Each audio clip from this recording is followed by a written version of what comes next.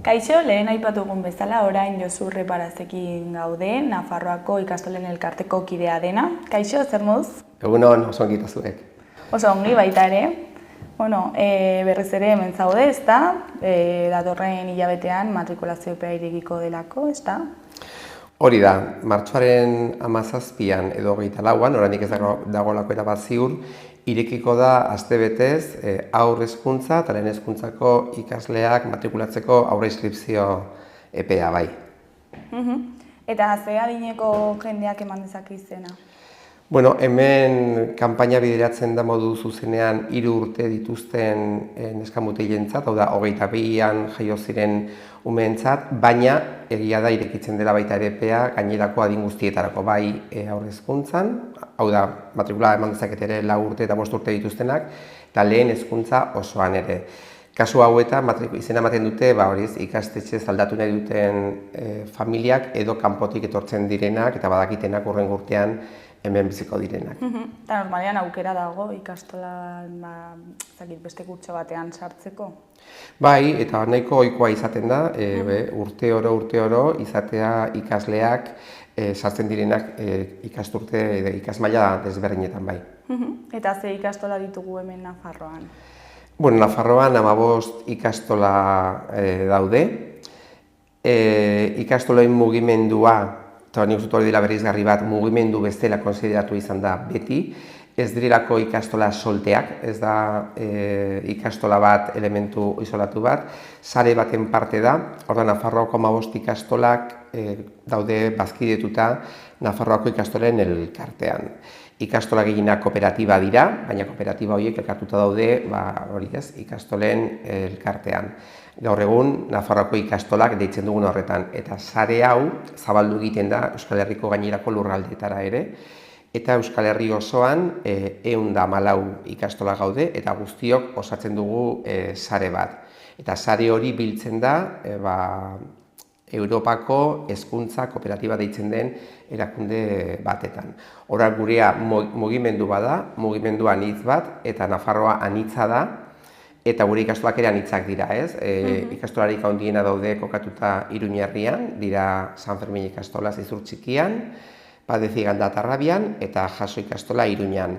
Gainerako eskualdetan ere daude, Basakanan baditu Galtsasun eta Etxarrin, Baztan Bortzirietan, Elizondon, Lesakan eta Beran, badaukagu ere ikastola Lizarran, Tafallan, Lodosan, Bianan, Zangotzan eta Tuteran. Eta, bakoitzak berezitasunak izango dituela pentsatzen dut, baina amankomunean ezakit balioak edo oinarriak dituzte. Bai, noski, nik uste dut ezberdintasuna nabaria dela, ez bakarrik kokapenagatik, tamainagatik, baita ere bertako kulturagatik. Horren ikastolak jaio dira kasu guztietan herritik, eta herriak desberdinak dira, eta ikastola beti egon da herri horren aldeko apostua egiten, da herri horren aldeko lana egiten, ez? Bai hizkuntza berreskuratzen, bai kultura berreskuratzen, eta bai hezkuntza egiteko modua berreskuratzen. Noski, Jotak toki asko dauka Tuterako ikastolan, baina Jotak ez dauka horren beste toki adibidez Altsasuko ikastolan. Orduan, bereizten gaituena bada, baina elkartzen gaituena eta batzen gaituena askoz gehiago da. Eta aipatzen duzun horretan, ikastolok egin dugu beti ahalegin kolektibo bat. Eta ahalegin kolektibo horretan, momentu honetan, gure lehentasuna izaten ari da azkenengo urte hauetan, irudikatzea nolakoa izango den etorriko zaigun gizartea, nolakoa izango den etorriko zaigun mundua. Orduan, ahalegin horretan izan dugu laguntza, bai psikologiaren munduan adituak diren pertsonekin, bai pedagogiaren munduan, bai soziologiaren munduan, eta irudikatzen dugun mundua noski ezberdina da, ez? Da mundu globalago bat, mundu digitalizatuago bat, mundu individualistago bat, orduan horrek eman digu nolabaiteko pista zehazteko, eta hori da eman komunean dugun zerbait, ze pertsona eredu lortu nahi dugu gure ikastoletan. Eta hor, lanketa horren ondorioz, atera zaizkigu 5 ezaugarri, ez? Eta ezaugarri horiek, 5 bereizgarri, eta bereizgarri horiek dituzte ezaugarri batzuk dira oso zehatzak. Eta lehenengoa da, nahi ditugula ikasle euskaldunak. Euskara jartzen dugu gure egitekoaren erdian. Mundu global horretan badakigu egongo direla hizkuntza hegemoniko asko, ez? Edo batzuk oso pisutsuak. Orduan gure helburua da ikasle euskaldunak lortzea. Eta horrek esan nahi ditu 3 gauza. Bat, nahi ditugula euskaldun osoak izan, hau da, euskara ez dutenak erabiliko bakarrik eremu akademikoan, nahi dugu euskararen gaitasuna eta euskararekiko trebetasuna izatea baita bere bizitza personalean, sozialean, eta hori praktikatu egin behar da, eta horretarako baliabideak eman behar dira.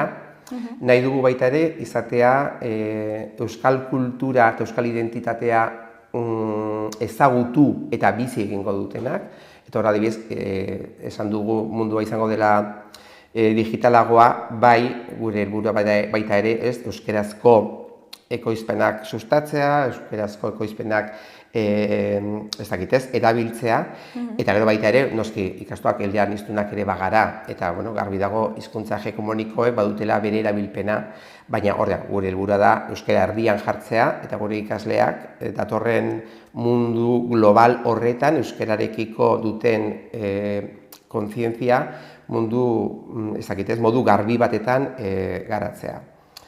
Beste ezaugarri garrantzitsu bat da barne sendotasuna izatearena. Ikusten dugu mundu honetan manipulatzeko joera asko dagoela. Askotan teknologia berriek ere gure bizitzaren kontrola egiten dute eta ematen digute behin eta berriro gutaz egin duten eskaner horren baitan nahi dugun informazioa. Ordan gu nahi dugu pertsonalizatea barne sendotasunarekin, horrek esan nahi du bere irizpide propioak ezagutzea, izatea pertsona bat kritikoa, besteen aurrean ere agertuko dena bera den horretatik, eta ez dela egongo itxurak egiten besteei nolabait gustua ematearren, ezagutuko duela bere burua, zeintzu diren bere benetako emozioak, bere benetako puntu sendoak, eta horren baita biziko dena.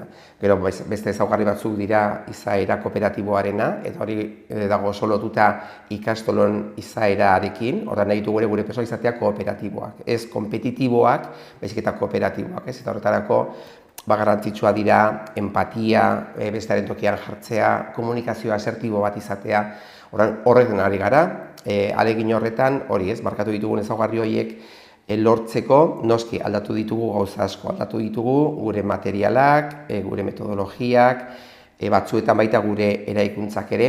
Hori da momentu honetan ikastolen sareak amankomunean duen elementu bat, ez? Daukagun begirada hori, guretzat ikasleak ez dira ikaslea bakarrik, pertsonak dira, eta pertsona horiek nahi dugu ezitzea eta izatea honelako bereizgarri horiekin modu sendoan eta beraien bizitzako ibilbidean tresnak emango dizkiotenak. Lehen aipatu duzu erronketako bat dela esparru akademikotik kanpo euskara erabiltzea eta horretarako nola lortzen da hori?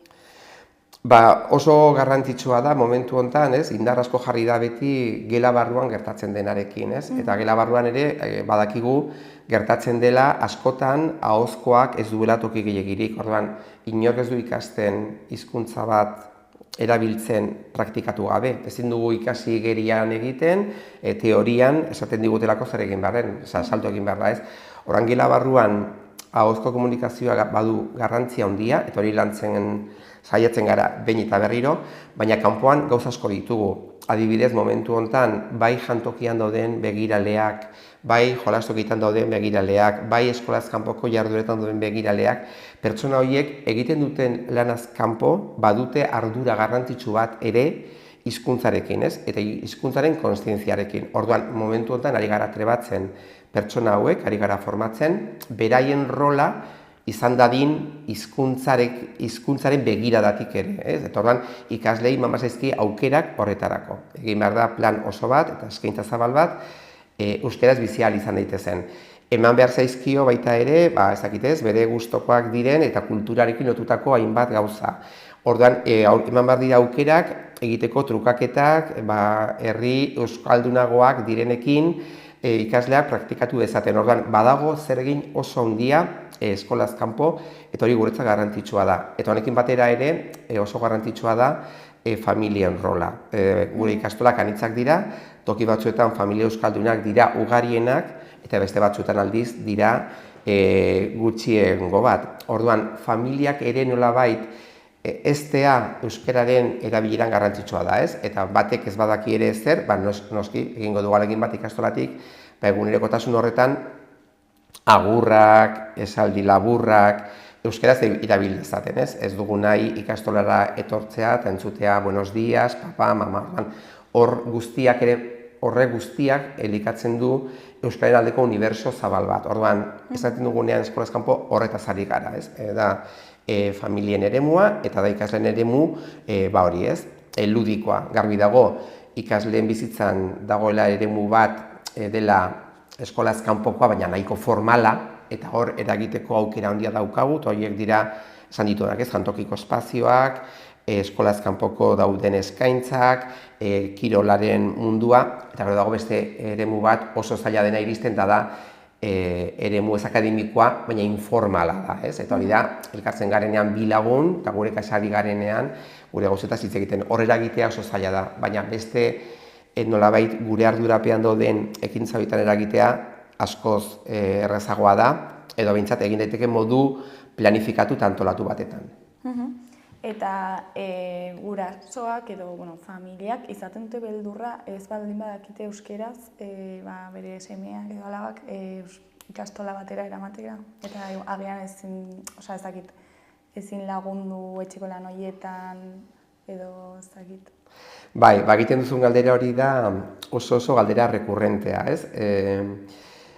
Ni ere izan nahi zuzendari ikastola batetan, ikastola etxegon kokatuta ere euskaldunean, Lizarran egon nintzelako, eta esan dezaket urtero hori zela gehien errepikatzen zen galdera. Galdera horren aurrean, ezakitez, gure erantzuna beti izan da oso garbia, eta gure erantzuna izan da oinarrituta esperientzian. Begira zenbat jende pasatu den ikastolatik, zure egoeran egon dena, eta begira momentu honetan zer egiten ari den, ez? Batzuk dira irakasleak, besteak dira ez dakizok bide daukate, denetik dago, eta dena pasatu dire zure beldur horietatik. Ikastola ez da toki bat osatzen duzun, eta ez da hortik aurrera ama hizkuntza ez da presente egongo, noski familiekin egingo dira bilerak bere hizkuntzan. Ume batez, zailtasuna baldin baditu, familiari lagunduko zaio bere hizkuntzatik, ez? Beti esan dugu, guk ez dugu nahi familiak egitea etxeko lanak umearengatik, umeak berak egin behar du eta autonomia hori izan behar du, ez? Ordan, zentzu horretan, gero noski, baita ere, hau lagundu dugu, hau dira noliteko, ezagitez adibide zehatza berai laguntzeko, baina badakigu eta hori erabili dugu, neurologo guztiak bat datoz, hizkuntzak txikitan ikasteak ze mesede dituen, ez? Ze erraza den ume batentzat ikastea aldi berean euskara, gaztelera eta beste hizkuntza bat ze erraza den, ze gaitasun daukaten umea bereizteko oso ongi ze hizkuntzetan egin behar duen norekin, eta orduan hori baliatzea ze garrantzitsua den, eta gero honek ematen duen nolabaiteko irekiera mentala ere oso garrantzitsua da. Orduan, alderdi neurologikotik hizkuntza gehiago ikasteak duen mesedea komentatzeaz gain, eta hori noski ez, eta beti ere lagundu izan dugu hau, hitzaldiak emanez adituen eskuetatik guraso hauen kezka hori, pizka bat, hori ez, baretzeko, lasaitzeko eta ikusteko gainera egiten da diren autu hori, beraiek euskara jakin gabe ere, beraien seme-alabei euskara oparitzearen, euskara ematearena, zein positiboa den pertsona horientzat maila askotatik. Eta gero, euskara etxean ez erabiltzeak, ezakite ondorioak ekartzen ditu, edo zailtasunak ikasteko momentuan edo jasotzeko momentuan.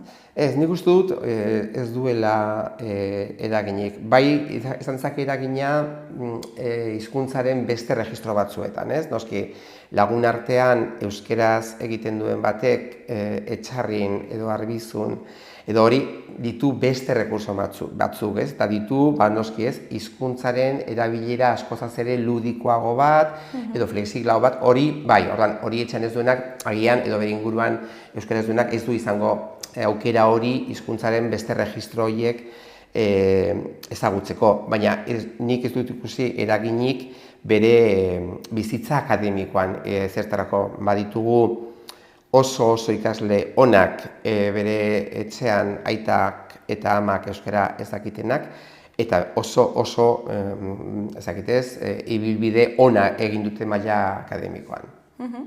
Eta gero, zergatik aukeratu ikastola? Bereziki, igual eredu publikoa dauden lekuetan, zergatik ikastola aukeratu?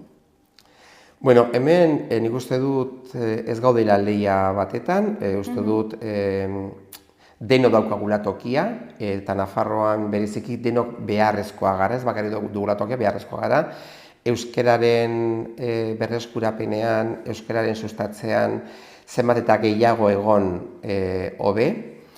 Gero egia da, kanpaina bat irekitzen denean eta familiek aukeraka bat egin behar denean, noski bakoitza ditu bere berezitasunak, ez?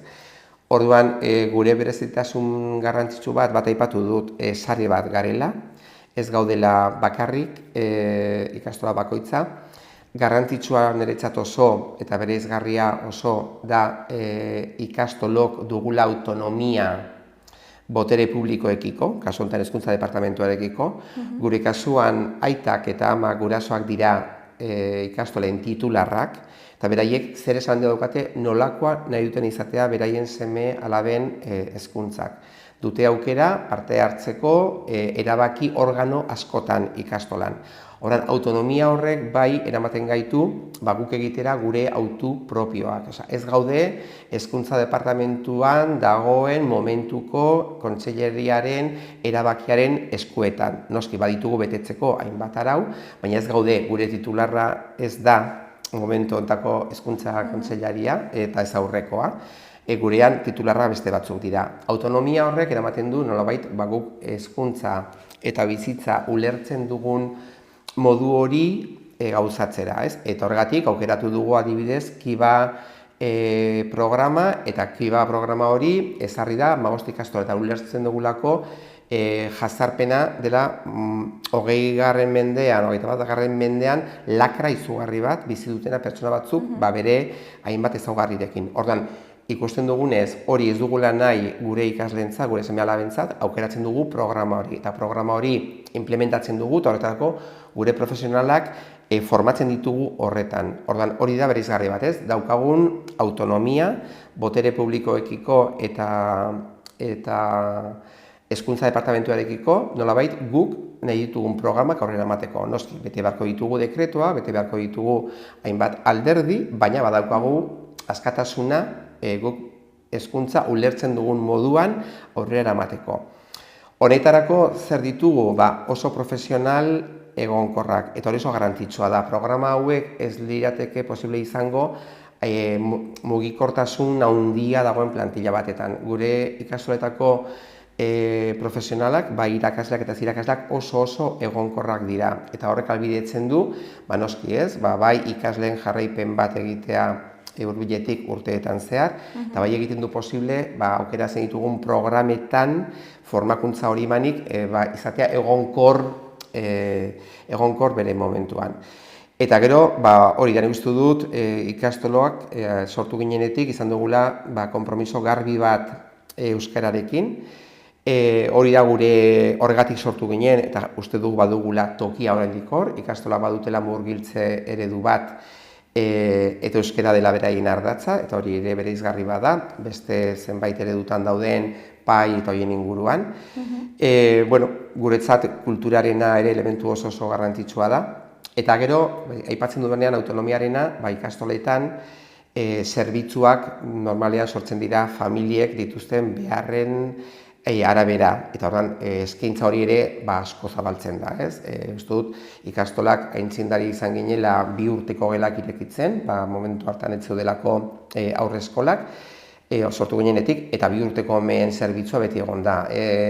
Oso goiz hasi ginen baita ere, ikastola ireki baino lehenago irekitzen, familiek beraien lana eta beraien familiako ardura kompatible egin ahal izateko. Orduan, gauza asko sortu dira, guraso eskola, sortu dira gauza asko, familien behar zehatz horietatik. Orduan, guztut horiek direla elementu nagusiak, ez? Eta gero, beti eduki dugula berrikuntzarako grina handia, ez? Ikastolak sortu ziren hezkuntza eredu berri bat sortzeko, beti aipatzen dudan elementu bat, uste dut oso importantea dela, ez? Da, ikastolak dira lehenengo zentroak, neskak eta mutilak sartzen dituztela espazio berdinetan. Lehenengoak dira ez hori bakarrik, baizik eta sortzen dutela kurrikulum berdin bat eta bateratu bat, ordura arte neskei irakasten zitzaien josten eta mutilei beste gauza batzuk, eta ikastolek egiten dute autu bat komuna guztientzat.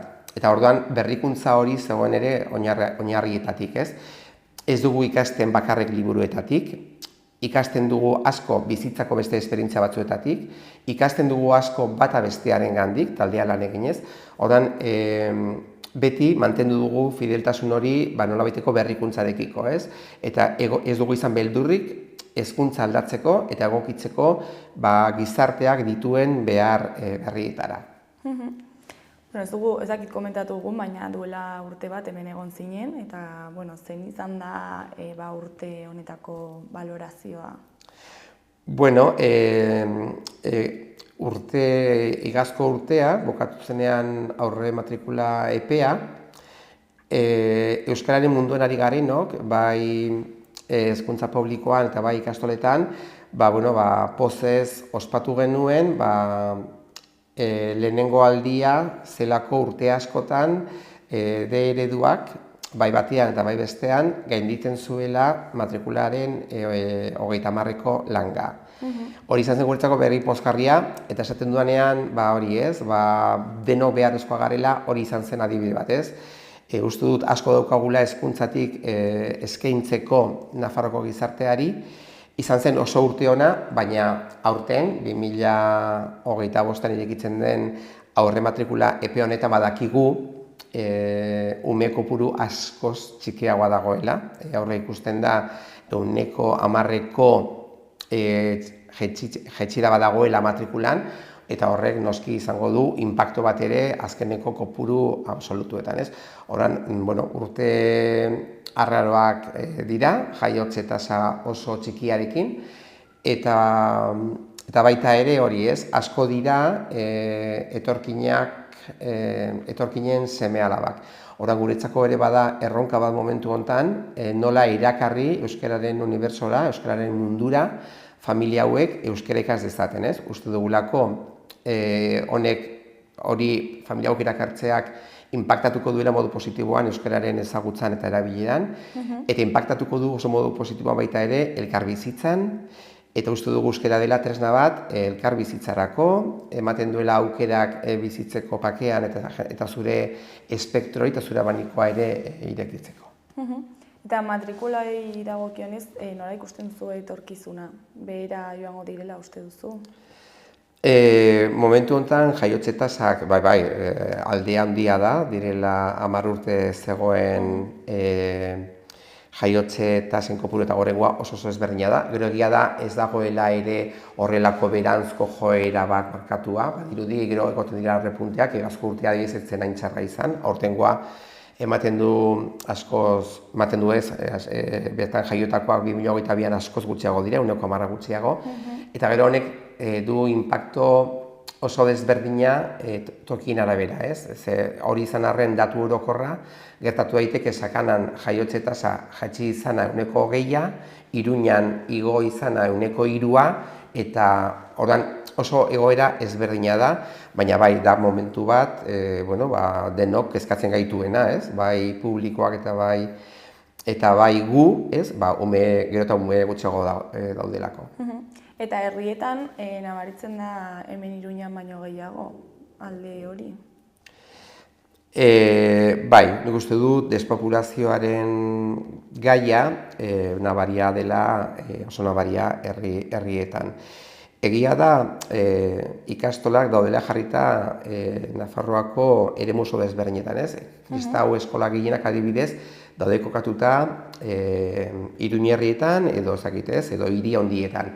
Gu baditugu ikastolak landa eremuetan, ez? Irunberrin, Zangotzan, egia da, hor hainbat azterketa eginda ikusten da, ez, populazioa bera dijoala, askoz gehiago dira hiltzen direnak urtero, jaiotzen direnak baino. Orduan, errealitate hori oso nabaria da Nafarroako herri askotan, ez? Eta herri horietako batzuetan kokatuta daude ikastolak, beraz, inpaktu hori ere bizi dute zuzenean. Orain Zangotza komentatzen zen duzula, zer moduz joan zen oineza? Bueno, nik uste izan zela oso oinez ona. Egia da, iritsi ginela oso aste txarra izan da, aste txarra ez hilabetea esango nuke, ez zuelako ia atertu, izan zelako, azken urteetako irailarik eta urririk euritsuena, eta orduan horrek eraman behar izan zituen antolaketan ari zirenak, behin eta berriro ibilbidea aldatzera lokaztu egiten zelako. Aurkitzera alternatibak azken momentura arte, orduan izan zen tensio handia aurreko egunetan, ez egoelako modurik aukeratzeko asfalto gainean egingo zen zerbait, baina egia da gero erantzuna izan zela oso ona jendearena, izan zen festa egun bat, eta nik uste dut hori Zangotzako ikastolarentzat elkartu ginenean egun horren bukaeran balorazioa egiteko izan zen egun pozgarri bat, ez? Ez zelako egon aparteko inongo arazorik, eta hori guretzako beti garrantzitsua da. Jende kopuru handia elkartu zelako, ez zelako hori ez, eman ez ustekorik, eta orduan balorazioa oso positiboa. Eta aurten Atarrabiako Padezionamda ikastolari egokitzen zaio, ezta? Hori da, aldatzen dugu registroz, usten dugu despopulatzeko arriskuan dagoen eskualde bat, eta etortzen gara Iruñarrira, ikastola Atarrabian dago, baina hartzen ditu ikasleak herri askotakoak, ez? Burlata, Uarte, Atarrabia, eta gero inguruko auzo askotakoak. Beraz, orain da beste egoera bat desberdina, baina egoera horretan ere ikastolaren zeregina oso garrantzitsua da. Euskararen berreskurapena hor ere garrantzitsua da. Orduan, oraingoan da ikastola askoz handiago bat, beraz, antolaketarako aukera gehiago dituena, ze Zangotzako ikastolan 100 ikasle baino ez daude, eta familien implikazioa izan zen erabatekoa urte osoan. Hemen ikastola handiagoa da, baina ere honek behartuko ditu aktibatzen gure berezko balioak, ez? Eta auzolana da gure balio garrantzitsu bat, gure tresna garrantzitsu bat, eta horretan ari dira buru belarri. Eta leloa daukagu, ja. Ia horretxe esan dut, hori ari dira buruz belarriz oinez, ez? Ordan hori da, nolabait logoa da buru desestrukturatu bat, eta hori da, ez? Pertsona gara adimena, gara emozioa eta gara ekintza, ez? Ordan hiru elementu horiek hezkuntzan ere hain importanteak direnak, ez? Eta ikastolan egitekoan, bai garapen intelektuala garrantzitsua da, baina garapen emozionala, garapen soziala eta ekintzak, gauzak egitea oso garrantzitsua da, ez geratza bakarrik teorizazioan, ez? Orduan, lelo honek biltzen ditu, noski uste dut, 3 elementu oso garrantzitsu. Bai hezkuntzaren munduan, eta bai oso garrantzitsuak hizkuntzaren munduan, ez? Denok behar dugu euskara ezagutu, behar dugu jakin, behar dugu trebeak izan, behar dugu ere gure hizkuntza maitatu, behar dugu gure kultura maitatu, behar dugu kontziente egin euskara egoera hontan dagoela pertsonek egin duten apostuagatik, egin duten militantziagatik, izan den kontzientziagatik eta izan den emozioagatik, eta horrek eraman gaitu gauzak egitera. Orduan ikustu dut oso lelo erakargarria dela, eta bat egiten duela euskararen biziberritzearekin, eta baita ere hezkuntzaren biziberritzearekin. Orain geratzen da hilabete desente, oinezerako, eta bitartean 2025ko erronkarik daukago begistan. Erronkak aipatu dituenak dira, hezkuntzako aldaketak ez dira ematen egun batetik bestera, poliki ematen diren aldaketak dira. Orduan, aipatu ditudan pertsona ereduaren 5 bereizgarri hauetan sakontzea, horretan indarra egitea, horretan irakaslea formatzea, izango da gure erronka garrantzitsua.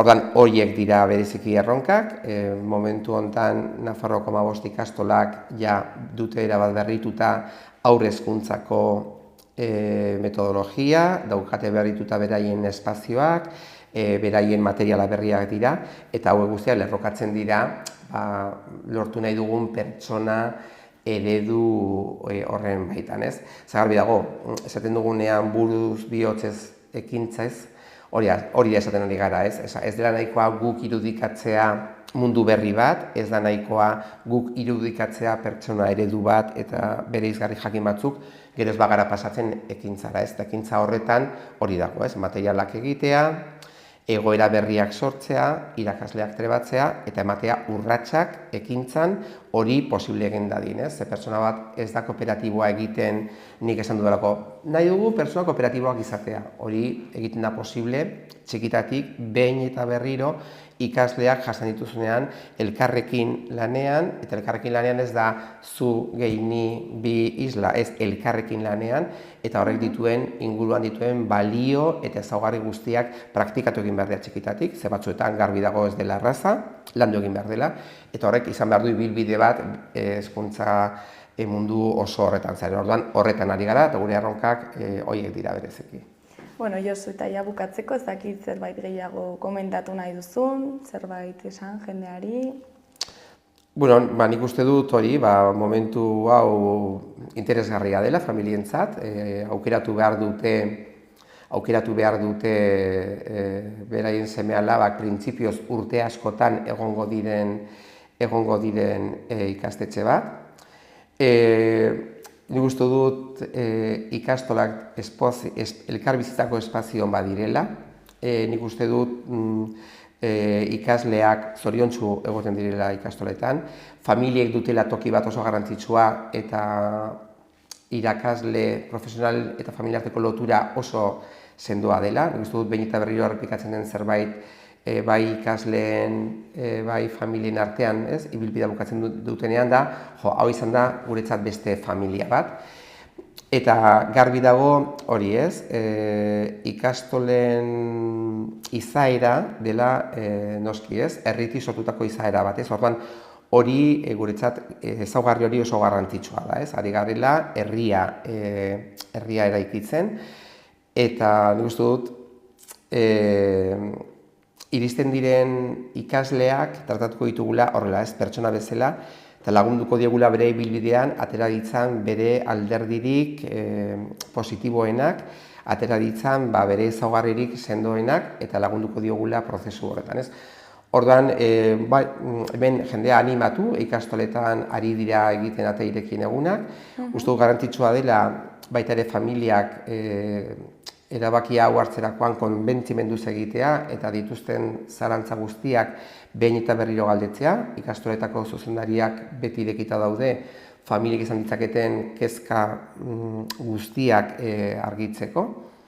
Uste dut ikastolak erabat irisgarriak garela, esan dut ikastoletan ez da geratu inor sartu gabe arazo ekonomikoengatik, osea gara eredu bat hori ez, gure eginkizuna oso garbi daukaguna. Eta horren jendea animatu, hori ez, hurbil daitezen gure ikastoletara, eta hori, eta izan dadila guztientzat, familia guztientzat, hori ez, momentu garrantzitsu bat aukeratzeko beraien ustez egokiena den ikastetxea. Primeran, Josu, zuri mila esker ona etortzeagatik eta gurekin hitz egiteko tartetxo bat ateratzeagatik. Eta, ea zer moduz baten den matrikulazio epea.